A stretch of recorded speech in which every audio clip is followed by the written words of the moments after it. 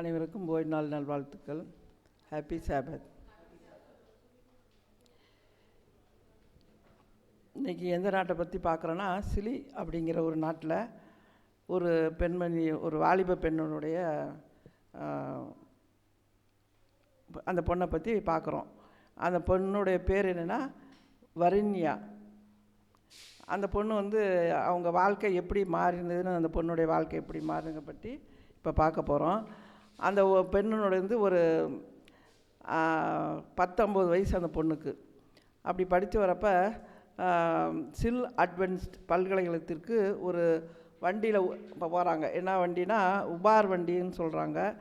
அந்த வண்டியில் அந்த பொண்ணு ஏறிக்கிட்டு ஒரு ரொம்ப நீளமான உலோக கம்பிகளையும் ஏற்றுக்கொண்டு அந்த வண்டியில் போயிட்டு இருக்கிறாங்க.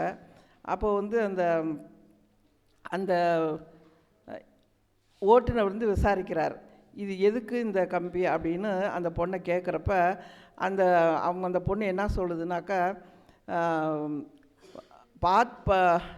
பாத் பைண்டர் குழுவில் இருந்தால் அந்த பொண்ணு, அவங்க அந்த குழுவுக்கு கொடி கட்டுவதற்காக அது பயன்படும் அப்படிங்கிறதுக்காக அந்த ஓட்டுநர்கிட்ட அந்த பொண்ணு சொல்கிறாங்க. இந்த கம்பி திருப்பி எதற்காக பயன்படுத்தின்னு அவர் கேட்குறாரு. அவருக்கு வயசு 50.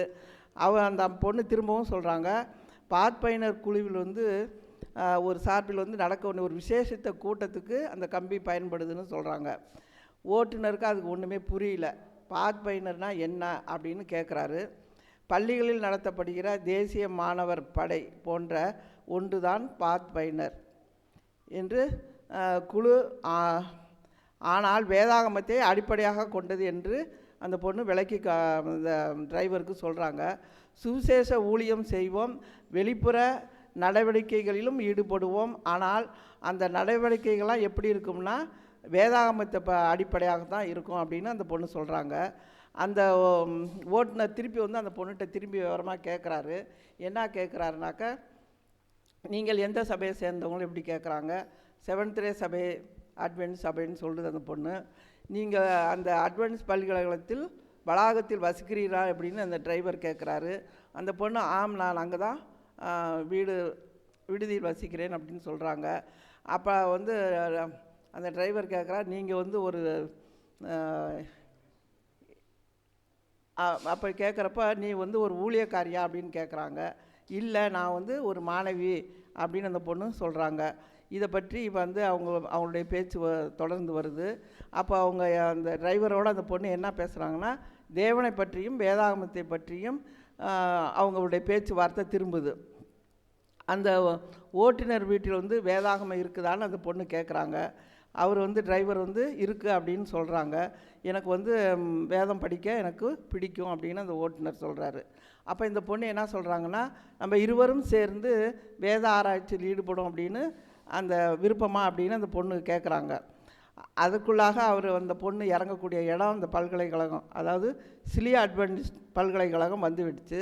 அதனால் அந்த இடத்த விட்டு இறங்கி அந்த கம்பியை எடுத்துக்கொண்டு கீழே இறங்கி பொண்ணு போயிடுறாங்க. அப்புறம் ரொம்ப நாள் கழித்து அந்த ஓட்டுநர் வீட்டுக்கு அந்த பொண்ணு போகிறாங்க. அங்கே போய் அவருடைய மனைவிக்கும் அவருடைய மகளுக்கும் அந்த பொண்ணு வேத பாடம் எடுக்கிறாங்க. அந்த ஊபர் வண்டி சவாரி அந்த ஓட்டுநர் மற்றும் அவரது குடும்பத்தினர் மட்டும் மாறினதாக எண்ண வேண்டாம். அதில் பயணம் செய்தவருடைய அவங்க வர்ணியாவின் மற்றும் அவரது பெற்றோர்களின் வாழ்க்கையையும் அந்த வண்டியில் பிரயாணம் பண்ணுறப்ப அவங்களுக்கும் மாறி வராங்க. சத்தியத்தில் வர்ணியாவின் பெற்றோர்கள் மகளின் பாதுகாப்புக்காக ரொம்ப அக்கறை காட்டுறாங்க அந்த மகள் மேலே. எப்படின்னா, அந்த பொண்ணு பாத் பைண்டர் குழுவில் சேருவதிலும் அல்லது சில் அட்வென்டிஸ்ட் பல்கலைக்கழகத்தில் சேருவதிலும் அவர்களுக்கு விருப்பம் இல்லை. ஏன்னா அந்த வீட்டு பாடங்கள் செய்ய முடியாது. அங்கே சேர்ந்தால் அந்த சபைக்கு பல்கலைக்கழகத்துக்கு சேர்ந்தால் வீட்டிலேருந்து ரொம்ப தூரம் செல்லக்கூடிய நேரம் இருக்குது. எவ்வளோ நேரம்னாக்கா 650 மைல் தூரம் இருக்கும் அங்கே போய் சேர்றதுக்கு. அதனால் அந்த பொண்ணு என்ன செய்கிறாங்கன்னா, அதனால் வர்ணியாவின் அவர்களுடைய உதவி இல்லாமல் தான் சிலி அட்வென்ஸ் பல்கலைக்கழகத்தில் சேர்ந்தாள். அப்போ உதவித்தொகையை வைத்து அந்த பொண்ணு என்ன பண்ணுறாங்கன்னா, கல்வி கட்டணம் செலுத்திக்கிறாங்க. பல்கலைக்கழகத்தில் சேர்ந்து பிறகு தான் அந்த குழுவில் அந்த குழு பேர் தான் பாத் பைண்டர், அந்த குழுவில் சேர்றாங்க. அப்போ வந்து என்ன செய்யுதுன்னா, தன் பெற்றோருக்கு தன் உறவு சீராக என்று பல வருடங்களாக அவங்க ஜெபித்து அந்த பொண்ணு வராங்க அவங்க அம்மா அப்பாவுக்காக. அந்த ஊபர் வண்டியின் பயணம் பற்றி பெற்றோரிடம் சொன்னதும் அவர்கள் அதிர்ச்சியை அடைந்தார்கள். எப்படின்னாக்க, உன்னால் எப்படி இப்படிலாம் செய்ய முடியுது அப்படின்னு அவங்க அம்மா கேட்குறாங்க. அதுக்கு அந்த பொண்ணு என்ன சொல்கிறாங்கன்னா, தேவனுடைய உதவியாலும் பரிசுத்த ஆவியானவர் உதவியால் தான் முடிந்தது அப்படின்னு அவங்க அம்மாக்கிட்ட அந்த பொண்ணு பதில் சொல்கிறாங்க. அவருடைய பெற்றோர்கள் அதன் பிறகு அந்த அம்மா பொண்ணுக்கிட்ட எதுவுமே பேசவில்லை. அன்று முதல் அவரோட வந்து அவங்க அம்மா அப்பா வந்து ஒரு வித்தியாசமாக நடக்க ஆரம்பிச்சுக்கிறாங்க.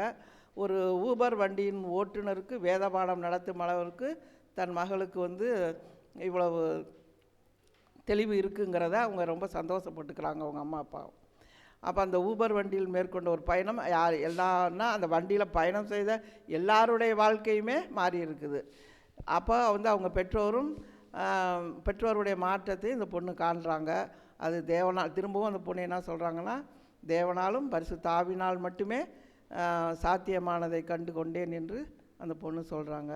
அப்போ இந்த காலாண்டின் 13ஆம் வார காணிக்கை ஒரு பகுதி இந்த வர்னியா படித்து வருகிற சிலி அட்வான்ஸ்ட் பல்கலைக்கழகத்தில் 2 திட்டங்களுக்காக பயன்பட போகிறது. ஒரு திட்டம் மேலும் 50 மாணவர்கள் தங்குவதற்கு வசதியான ஒரு கட்டிடம் கட்டுவதற்கும்.